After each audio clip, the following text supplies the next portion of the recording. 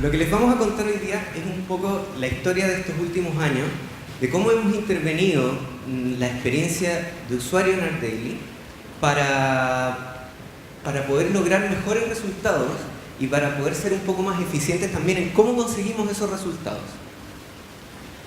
Lo primero, tal vez, algo dijo este hecho, pero lo primero es entender un poco, para los que no saben, para los que no están vinculados al mundo de la arquitectura, qué es ArtDaily. ArtDaily es el sitio de arquitectura más leído del mundo. Está en chino, en español, en inglés y en portugués. Nosotros tenemos un bastante buen tráfico, cerca de 13 millones de visitas mensuales, y cada usuario ve muchas páginas. De hecho, tenemos cerca de 170 millones de page views mensuales. Además, la misión de ArtDaily es entregarle herramientas, inspiración y conocimiento a los arquitectos. Los arquitectos logran alcanzar parte de este conocimiento y esta inspiración contemplando arquitectura. Cuando no la pueden ver físicamente, antes de Internet tenían que ir a bibliotecas y recurrir a las publicaciones de arquitectura. ArtDaily puso a disposición de cualquier persona con Internet el mundo de la arquitectura y tuvieron mucho éxito, sobre todo en este número estrepitoso de páginas vistas, gracias a que nos preocupamos mucho de la calidad del contenido. Y cada proyecto de arquitectura que se publica con fotos de excelente nivel, de fotógrafo profesional, en excelente resolución, y además se publica la planimetría, que es el lugar donde más pueden llegar a aprender los arquitectos. Esta información se consume a través de la galería de imágenes. Cada imagen tiene una URL, y aquí estaba el secreto de las páginas vistas. ¿Por qué tantas páginas vistas por usuario? Cerca de 8 por usuario en ese tiempo. El problema es que el diseño no era muy bueno.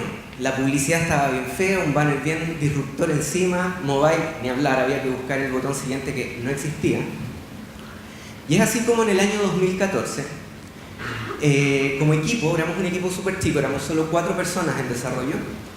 Eran 3 backend y yo que hacía front y diseño. Dijimos, aquí hay una oportunidad de mejorar lo que hicimos, porque en ArtDaily siempre estuvo presente la idea de que a través de la intervención de la interfaz y de la experiencia de los usuarios se podían mejorar los resultados. Hicimos el encargo de mejorar nuestra galería de imágenes, nuestro pequeño grupo de desarrolladores, dijimos, ya, pongámonos objetivos, ¿qué hacemos? El primer objetivo fue sacarle mayor partido a las imágenes, que se pudiesen apreciar y consumir de mejor manera.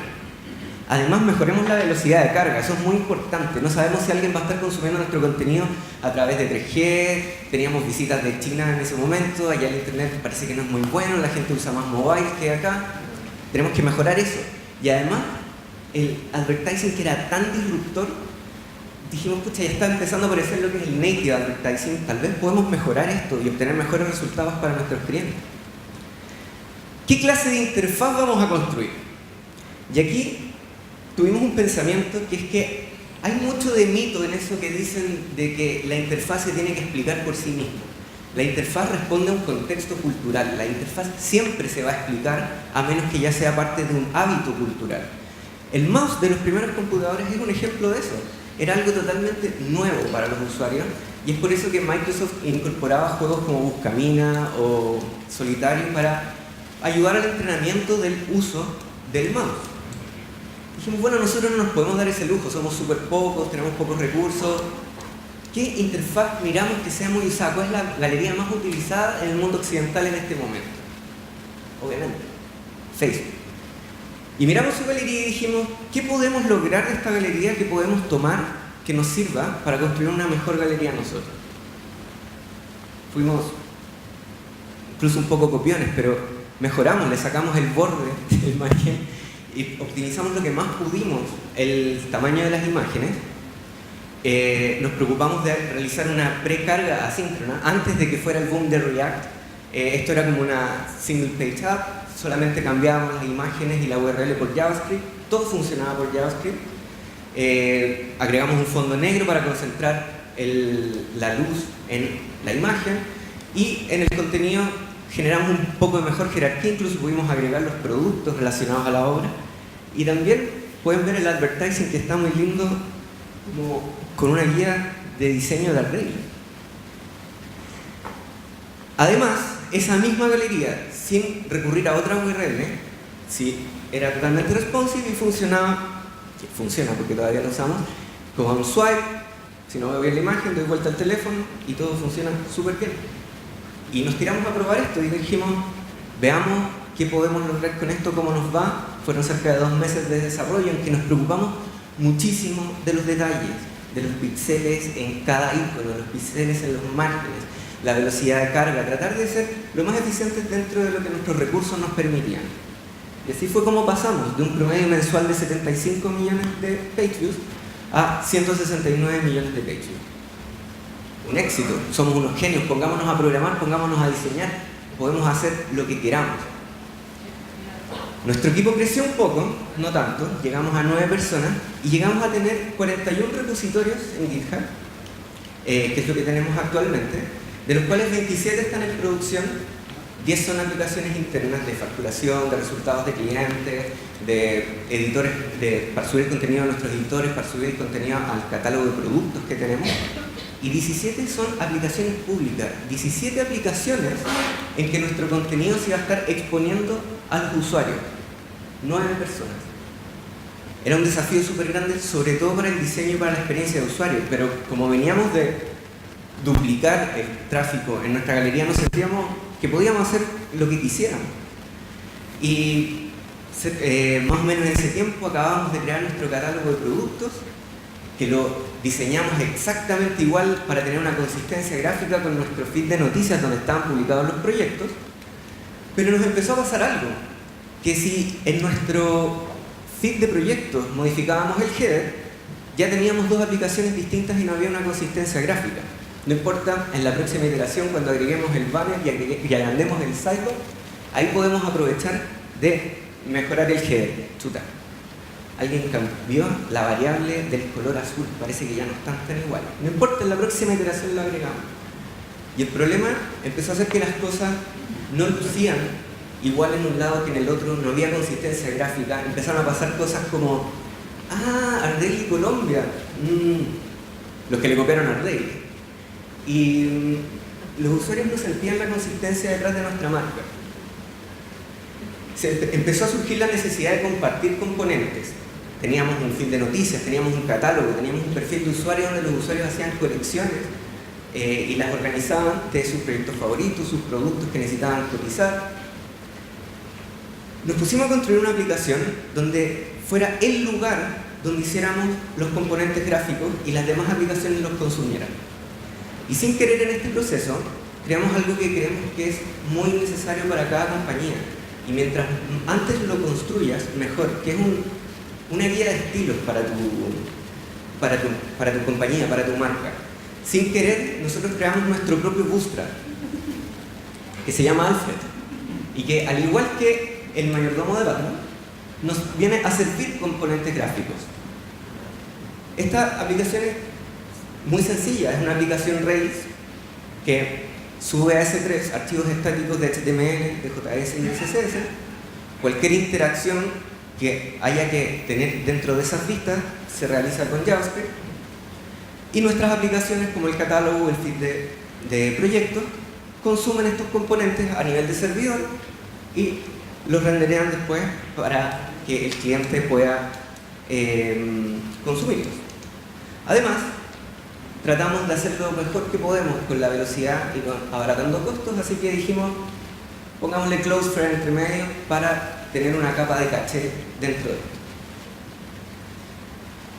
Ahora sí, nos pusimos a producir realmente rápido, porque nos dimos cuenta que cuando uno habla de la experiencia de usuario, esto es algo transversal, que no solo se trata de nuestros clientes finales, también se trata de los desarrolladores que están trabajando con nosotros. Para ellos tiene que ser agradable desarrollar. Mientras más agradable es para ellos desarrollar y más independientes son de nosotros en el front y en el diseño, porque solo van a seguir nuestra guía de diseño, más ágiles podemos hacer en la construcción de herramientas. En paralelo, en Ardeli estaba surgiendo la idea de somos muy intuitivos, necesitamos tener mayor consistencia con los datos. Y fue así como empezó a surgir una cultura del data driven. Y ya con esta nueva mentalidad fue que dijimos, ¿Con qué desafío podemos seguir? ¿Cómo podemos seguir creciendo con ArtDaily? Bueno, entonces, una problemática que teníamos hace mucho tiempo en la empresa es que no sabíamos bien cómo podíamos hacer para hacernos dueños de nuestro tráfico. Y esto básicamente quiere decir cómo podíamos depender menos de plataformas como Google, Facebook, Pinterest, que nos llevan mucho tráfico al sitio y que en el caso de cambiar alguna de sus técnicas de, no sé, su modelo de negocio, de alguna forma nos podía influir en el tráfico que llega al sitio y por lo mismo en la rentabilidad que podíamos obtener. Entonces empezamos a pensar mucho en aumentar el registro de usuarios de la página. Y para quienes no han visitado ArtDaily, tiene una especie de versión para los usuarios registrados donde ellos pueden guardar contenido, una especie de Pinterest específico para arquitectos donde pueden guardar ya sea productos, proyectos, eventos o un montón de contenido que tiene el sitio para los mismos arquitectos. Y nos propusimos como meta en un periodo de 3 meses aumentar un 300% la tasa de registro. Nos propusimos de alguna forma hacer estos cambios sin recurrir a publicidad, sin atraer tráfico al sitio y principalmente con cambios de usabilidad. Y para eso nos sentamos a hacer una lista de ideas, un montón de tareas que podíamos hacer a lo largo de esos 3 meses y empezamos a planificar cada uno de esos cambios semana a semana. Y entendíamos que esos cambios tenían que traer un crecimiento sostenido para poder llegar a 700%. Entonces sabíamos que teníamos que aumentar cada semana un X porcentaje, cosa de que al terminar los 2 meses de desarrollo no nos diéramos cuenta que habíamos aumentado solo un 50% y eventualmente darnos cuenta que nos quedaba un mes para aumentar un 250%, que le iba a volver una tarea prácticamente imposible. Entonces nos sentamos a trabajar en cada uno de estos cambios y probamos una variedad de distintas alternativas, entre eso hacer call to actions mucho más visibles porque lo que teníamos hasta ese momento no era tan evidente que existía un registro de usuario. Cargamos una diversidad de modales que alternaban dependiendo de la página que fuera, qué es lo que iban a decir para el usuario. Estos también manejados mucho con cookies que dependiendo de la cookie que tenía el usuario, qué tipo de modal es la que le vamos a mostrar. Probamos muchos cambios en la galería y entre esos acciones específicas para los usuarios que estaban registrados, como agrandar las imágenes o poder descargar ciertas imágenes en muy alta resolución. Y potenciamos mucho el tema del registro mobile, que hasta ese momento era algo que teníamos bastante dejado de lado y tratamos de hacer mucho más evidente las herramientas que estaban disponibles en el sitio para que la gente empezara a utilizarlas. Y probando todo eso, finalmente a los 3 meses llegamos al objetivo y todo el equipo obviamente estaba muy feliz porque igual era una meta bastante ambiciosa, muy alta. Y después del festejo correspondiente nos dimos cuenta de alguna forma que nos habíamos vuelto expertos en registrar usuarios, pero no así en enamorarlos, en retenerlos en el sitio y en el fondo en tenerlos haciendo acciones en la página. Y básicamente lo que muestra el gráfico es que la línea verde, que son los usuarios registrados, creció, no así la de los bookmarks, que es la actividad, entonces no estuvieron a la par. Y todo esto nos hizo preguntarnos un poco por qué estamos haciendo lo que hacemos, por qué estábamos haciendo estos cambios en la página, por qué lo de la galería, por qué lo del tema de Alfred, por qué el aumentar los registros. Y esto coincidió con una conversación interna dentro de la empresa que básicamente nos empezamos a cuestionar el porqué por qué vamos a trabajar, por qué trabajar en ArtDaily, qué es lo que le demos a la arquitectura y así un montón de cosas, por qué las herramientas que estamos desarrollando. Y esto escaló desde las palabras del CEO de ArtDaily, que es David Basulto, hasta la parte de producto, desarrollo, diseño, y un poco influenciado en eso y en las palabras de Simon Sinek, que para quienes no lo conocen es un autor de distintos libros, siendo quizás el más famoso el Start With Why, que él ha dado en charlas motivacionales alrededor de todo el mundo y que para quienes no lo han visto lo pueden buscar en los TED Talks y es bastante conocido, donde él plantea básicamente que existe un círculo dorado. Y este círculo dorado tiene su núcleo, que básicamente es el porqué, y desde el porqué tratar de entender el cómo y qué es lo que vamos a hacer. Y nosotros nos dimos cuenta que en nuestro proceso habíamos potenciado mucho el tema del aumento de registro, pero esto respondía más a un qué, más que al porqué mismo. Y el porqué, que en algún momento del desarrollo lo fuimos olvidando, era básicamente porque queríamos ser dueños de nuestro tráfico, y esto en algún punto del desarrollo lo dejamos de lado. Entonces, como equipo, decidimos desarrollar una especie de framework de trabajo propio, que básicamente partía estableciendo por qué queremos hacer desde lo más mínimo de la página, ya sea cambiar el color de un botón o el objetivo que queramos lograr. Siempre preguntarnos el por qué y desde ahí tener las respuestas hacia el cómo y al qué es lo que vamos a hacer. Y cada uno de estos temas, siempre definiendo muy bien cómo vamos a medir estos resultados, cómo los vamos a planificar, y todo esto acotado a una línea de tiempo muy concreta, tratando de respetar fechas específicas, porque lo que nos empezaba a pasar constantemente es que en el proceso del desarrollo nos dábamos cuenta que quizás había otras cosas que queríamos desarrollar. Y empezábamos a agregarle cosas y las fechas se nos empezaban a escapar, y hoy en día nos dimos cuenta que eso tiene que estar muy acotado a una fecha concreta.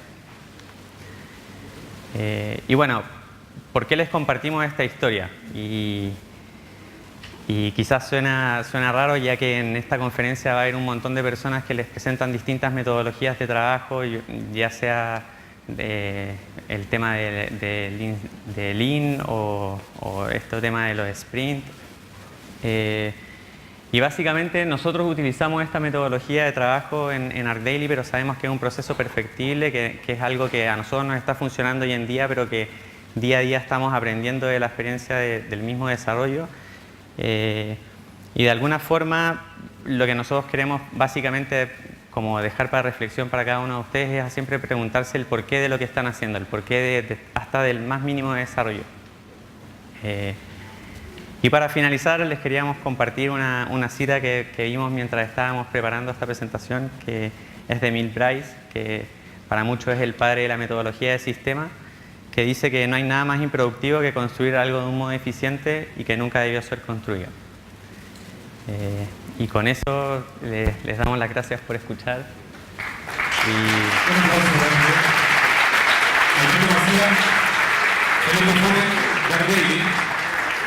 Tenemos un espacio para algunas preguntas. Por favor, las manos levantadas bien alto. ¿Quién tiene preguntas? Creo que por atrás hay una. Por acá adelante. A ver, vamos a empezar por atrás y luego sí. Hola, por acá atrás. Felicitaciones por el trabajo, obviamente. Y mi pregunta es súper concreta. Ustedes trabajan harto con la data, por lo que se puede ver. ¿Qué herramientas usan en los procesos de iteración? Por ejemplo, cuando estaban en el proceso de crecimiento, estaban constantemente mirando la data. ¿Hacían A/B testing? ¿Cuáles eran como los métodos de medición que tienen en el desarrollo? Ya, antes de partir toda esta parte de los registros, habíamos probado a usar cosas con Optimizely, pero nos dimos cuenta que poder hacer análisis de A/B testing en verdad se nos hacía muy complejo por lo reducido del equipo que tenemos, pero obviamente es algo que siempre nos gustaría hacer. Pero como puntualmente el tema del registro, lo que íbamos haciendo era hacer cambios y ver, como eran cambios semana a semana, podíamos medir muy bien el impacto específico que generaban en el sitio. Entonces básicamente íbamos viendo eso, teníamos eventos en Analytics para algunas cosas, tenemos dentro del desarrollo de la empresa ahora hay una especie de Analytics, como una especie de Analytics propio que entrega data, entonces como que nos íbamos basando básicamente en herramientas que nosotros tenemos hoy. Y sí, no sé si... Sí, eso complementando un poco eso. Últimamente hemos crecido mucho desarrollando nuestro propio sistema de traqueo a través de un pixel y podemos también, gracias a JavaScript, tener información de los eventos que queremos medir y podemos construir después dashboards en Data Studio, que es una herramienta de Google, y que consumen datos de ahí o de Google Analytics. Este modelo del por qué que ustedes utilizan, acá, estoy acá. El modelo del por qué que ustedes utilizan, lo que yo entendí fue que ustedes lo hacían como para cada una de las cosas que tenían que hacer, como mini proyecto. Pero este por qué, ¿cómo saber que el por qué que estoy eligiendo es un por qué bueno? Y la segunda pregunta es si en verdad este por qué es como un por qué central de la empresa o es un por qué más específico, porque, ¿sabes? ¿Cómo se define?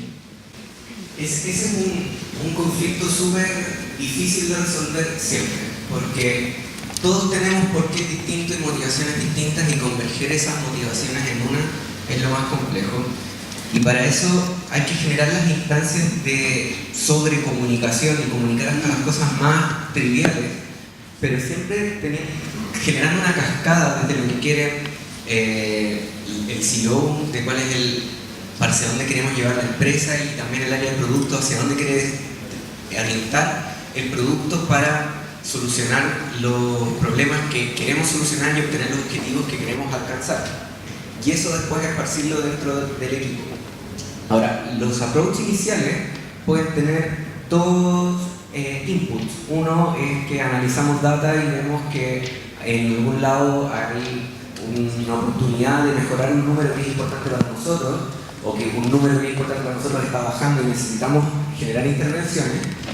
Y la mayoría son apuestas, que esa es la gracia de tratar de moverse lo más rápido posible y medir. Porque si nos equivocamos, podemos tirar la basura rápidamente el error y empezar con un nuevo experimento. Tenemos una pregunta por aquí. Gracias. Una consulta sobre el comportamiento de usuario. Ustedes los analizan, ven a través del tracking y los datos, cómo se comportan y qué es lo que hacen. Pero ¿qué tipo de actividades que las hacen para conocer al usuario desde el punto de vista de lo cualitativo? ¿Qué es lo que motiva? ¿Cuál es el why del cliente, del arquitecto? Si es que hacen etnografía. Eso, ¿cómo lo conocen más allá de los datos? Y lo otro es en la China. ¿Cómo fueron los desafíos de abrir ese mercado, ya sea por temas culturales o de lenguaje, de diseño?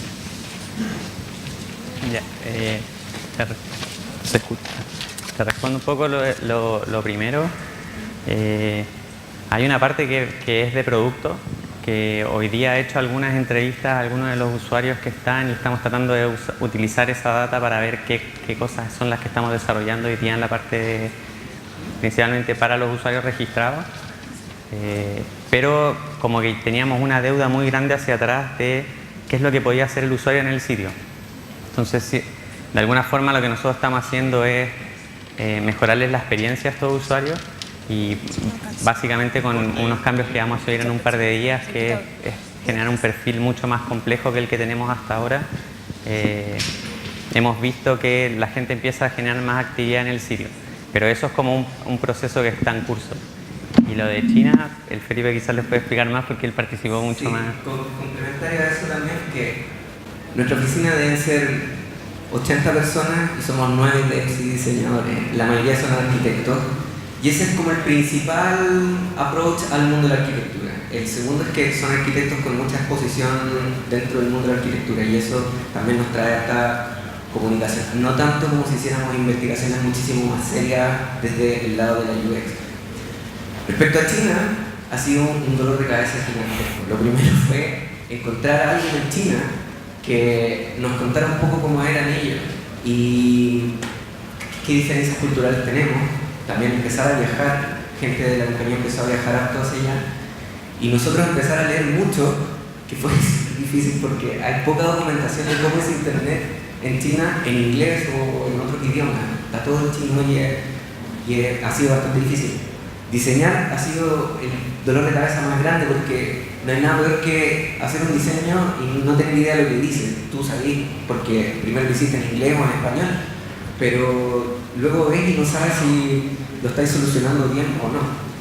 Entonces, hemos pasado por muchos errores y el formulario de contacto ha sido nuestro mejor testeo de usuarios, porque nos han llegado muchísimos mails diciendo no se entiende lo que dicen, dejen de usar Google Translate,